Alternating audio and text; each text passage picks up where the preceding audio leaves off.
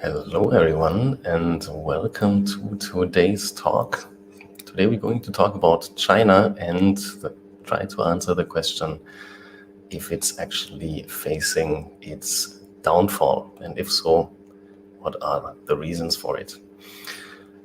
So, let me pull up my slides here, and as always, let me know if you can see and hear me loud and clear. Feel free to ask your questions in the chat below. So the question today is China, or why China is facing its downfall. I think at least that's my hypothesis, and I'm more than happy to hear your feedback. Therefore, let's have a look at it. In my opinion, China's growth and therefore China's wealth comes from being the world's assembly line, meaning when we look at China for the last 30, 40 years, then basically what China did was importing goods, raw materials, assembling stuff, building stuff, and then exporting products into the rest of the world. And that was a quite successful business model. But, and I will talk about the reasons for a second, I think, that is pretty much over for several reasons. Because, over the last years, the geopolitical environment and situation changed a lot, and I think that caused some problems that China will not able to fix because it just doesn't have any influence on it. In my opinion, there are three main requirements, and these three main requirements are breaking down right now. So reason number one, or requirement number one to run that kind of business model, was that China had very cheap labor for two reasons, or not two reasons, but for the main reason that they just have a lot of people. There's a big population, over, what is it, 1 billion people or something like that, and therefore it was very cheap for China to kind of be that assembly line and actually produce all these often cheaper products, or at least cheaper compared to the rest of the world. Requirement number two is that you need a lot of cheap energy to run your production, to run your industry, to run your transport system, and so on. And therefore China is dependent on cheap energy. And if you followed the world over the last few months, over the last few years, then you realize that we are in a kind of global, maybe energy crisis, but at least that energy prices over the last year skyrocketed, and therefore that will affect China as a main importer of energy. Reason number three, as I said, China is importing the most of their raw materials and the most of their inputs, and therefore is dependent on the one hand cheap, but on the other hand safe trade routes. And China was one of the main beneficiaries from globalization because compared to 100 years ago, the world was relatively safe and global trade routes relatively safe, but we'll talk about that in a second. And the main guarantor, but I think that's probably the wrong word, but basically the US guaranteed that global shipping lanes were safe with their navy. They are kind of the world's police, and therefore it was cheap for the rest of the world to ship their goods all over the world, and it was cheap and affordable to run that globalized business model. But if that is breaking down, then China has a big problem. And as I said, in my opinion, China won't be able to fix these problems, at least not short term.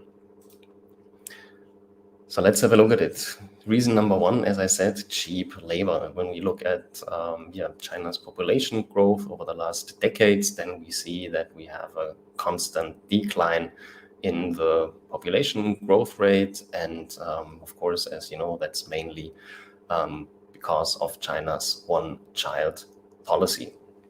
And therefore, when we look at the working age population, meaning population that is actually able to work and to man the assembly lines, then we see that in around 2010, the population of China peaked. It's not so easy to get actually reliable data on their population, but it's safe to say that in 2010 or around 2010, we saw the peak, and since then we are seeing a steady decline. So there are basically two ways to solve the problem. Solution number one, every Chinese couple could say, all right, we have now 4 or 5 children.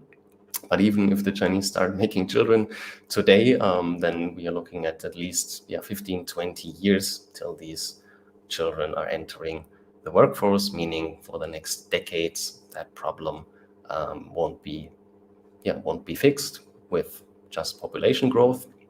Option number two, immigration, meaning what most Western countries are doing, the US, for example, Canada, and most European countries, that they try to be attractive for immigration, but you would probably agree with me here that nobody really wants to migrate to China. So basically, two solutions are not really feasible here.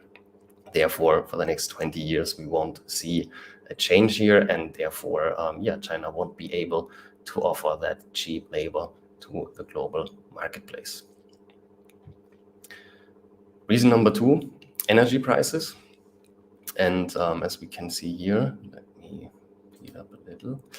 When we look at the oil consumption and oil production, then we see that the red line here symbolizes the oil production, meaning the domestic oil production of China, and the black line, the oil consumption. And already in the early 90s, we can see that the consumption by far exceeds the production, meaning China is very dependent on foreign oil imports. As we can see here, basically the domestic production is more or less on the same level. There are just so many oil reserves that you can tap into, and therefore, China imports more and more of their oil, and therefore is reliant on foreign oil imports. And when we then look at the third point, which kind of ties these all things together, meaning cheap and safe trade routes, and we look at the Eastern Hemisphere, then we see that there are a lot of, or basically that there are only a few core shipping lanes where basically all global trade has to go through. For example, we have the Strait of Malacca, we have the Suez Canal, we have the Gibraltar choke points, and so on. And most of these areas are not really stable. For example, we have a lot of piracy there. When we look at the Strait of Hormuz, where basically Iran, in the past decades, always was a big of a problem, and sometimes attacked tankers or shut down the strait there, and therefore oil trade was basically very expensive or very dangerous. Then we see that these are areas far beyond China's reach, meaning China can't really affect or control these areas. Again, the United States Navy was basically the one that guaranteed the security there. And what even a short or a small effect or shutdown of one of these choke points can mean. We saw that 1 or 2 years ago when the Suez Canal got blocked for a few weeks because one container ship got stuck there. Or right now in the Turkish Straits, where basically Russia is blocking Ukraine from exporting their grain, which is causing high food prices and probably starvation in Africa and the Middle East. Then we start to understand how fragile the whole global trade routes actually are. And contrarian to what we maybe see in the news or see in the media, China is not able to project their military power behind, or is not able to project their military power more than till the first island chain. So basically, the Chinese don't have a blue water navy, meaning they only have a navy with very limited range. So they only can basically, they only are able to control the South China Sea and the East China Sea, but that's it. And everything beyond that is out of their reach and therefore out of their control, meaning as soon as one of these choke points gets blocked or gets shut down for whatever reason, because of piracy in the in Africa, or state piracy in one of the other regions, China will be one of the first countries that will feel these problems and feel these restrictions. Therefore, again, China is extremely dependent on imports and exports, and therefore extremely dependent on cheap and safe trade routes. But there are more problems. These are the three main ones. Again, cheap labor, cheap energy, and cheap and safe trade routes, and all of them are in question right now. But we have even more problems like that. We have, on the one hand, a looming real estate crisis that is going on for now over a year, where basically now every major real estate company in China has now big problems. Either they are facing, or they already defaulted on some debt, or they're facing liquidity problems. The next step, we start to see a looming banking crisis, meaning because of that liquidity contraction, a lot of Chinese people try to access their savings, and a lot of people try to literally run to the banks, and therefore we're seeing a problem smoldering there. Then reason number 6, COVID lockdowns. For whatever reason, the Chinese don't really have working COVID vaccines, or following a zero COVID policy, meaning as soon as they see rising COVID cases, they literally locking down complete cities or sometimes complete states.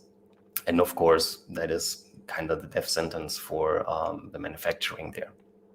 And all of that, we now can see step by step, is leading to more and more civil unrest, because people get fed up, people are not able to work, people are locked at their homes, people losing money because of the real estate crisis, people cannot access their money in their bank accounts. So what is the real estate crisis? Basically, when you are living in China, the only way how you can invest money, or the only way you can save for your retirement, is by buying or investing in real estate. Meaning a lot of these real estate developers are selling these big apartment complexes, and oftentimes they are not they are, first of all, in very bad shape or very bad quality, and second of all, often nobody lives in there. Therefore, if you own an apartment complex or an apartment here like that and nobody is living there, you can't rent it out, then basically all your investments are worthless. And that is kind of a domino effect that we are seeing right now, that is going through the whole Chinese economy and is starting to affect the real economy. Then in the second step, we see a looming bank crisis, meaning the Chinese people tried to access their savings, tried to access money in their bank accounts, to buy simple goods of the daily needs, food and whatnot. But because we have that financial contraction, and basically, the money gets sucked out of the system, there is no money in the bank, and therefore the Chinese government shut down or closed a lot of these banks, or restricted withdrawals. And therefore you can see here the Chinese people in front of some of the banks protesting because they want access their money, but they can't.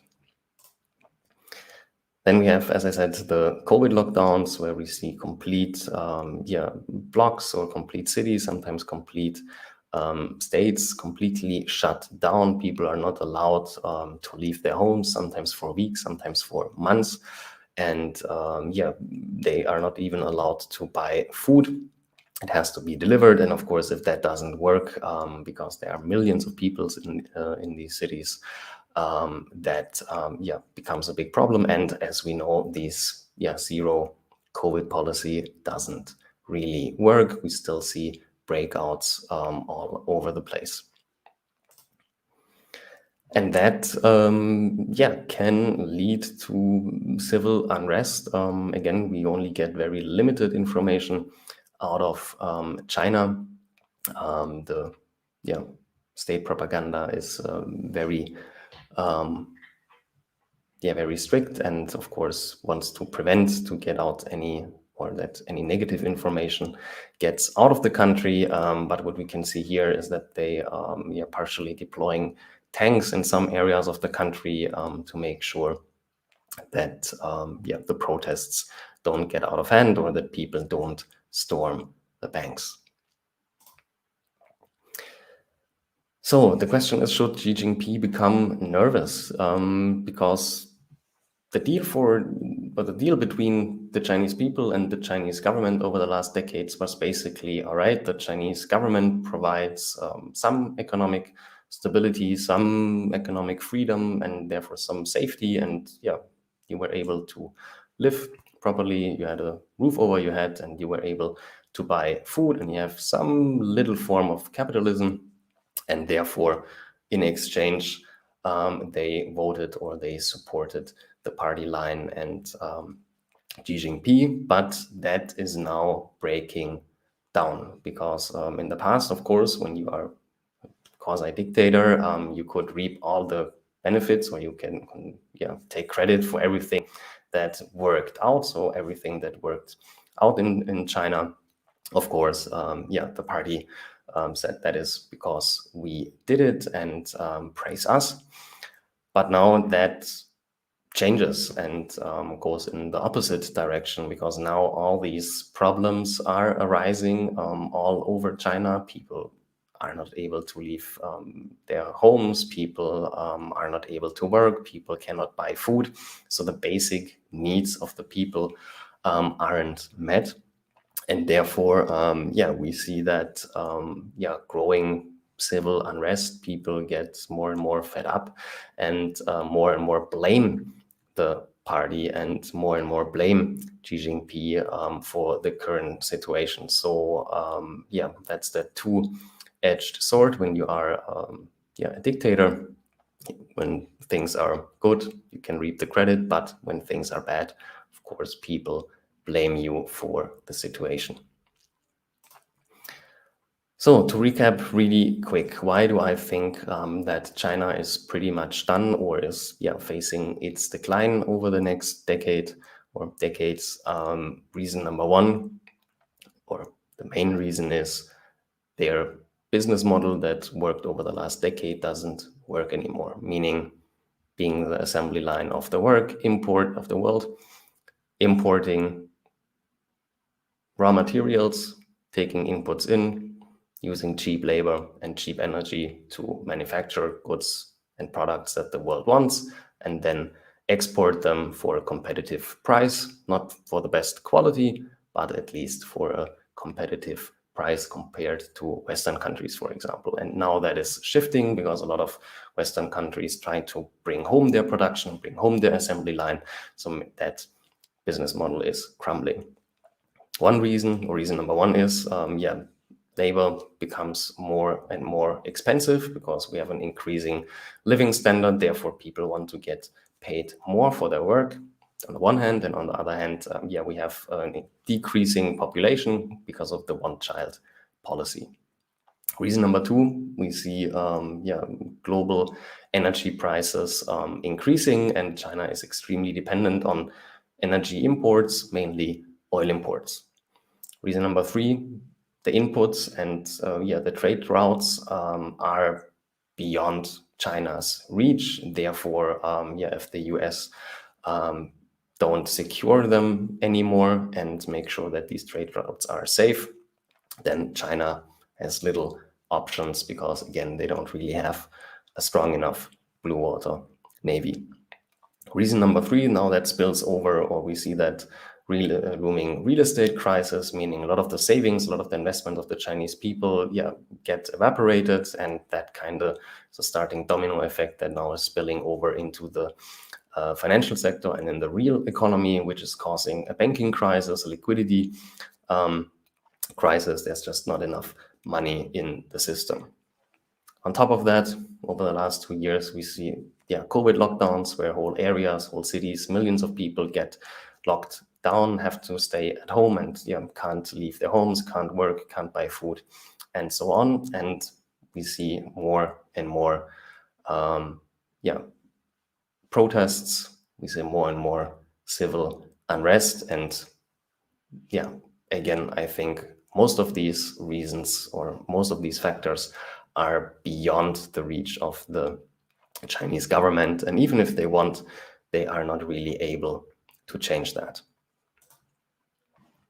So I hope that was insightful. I hope you learned something. I would love to hear your thoughts. Maybe you disagree with me. And if that's the case, feel free to share your thoughts in the comment section below. Feel always free to hit the like button if you haven't done so as yet. Subscribe to the YouTube channel. And of course, feel free to connect with me on LinkedIn. That being said, I wish you a good time. Have a good one. And till next time. Bye-bye.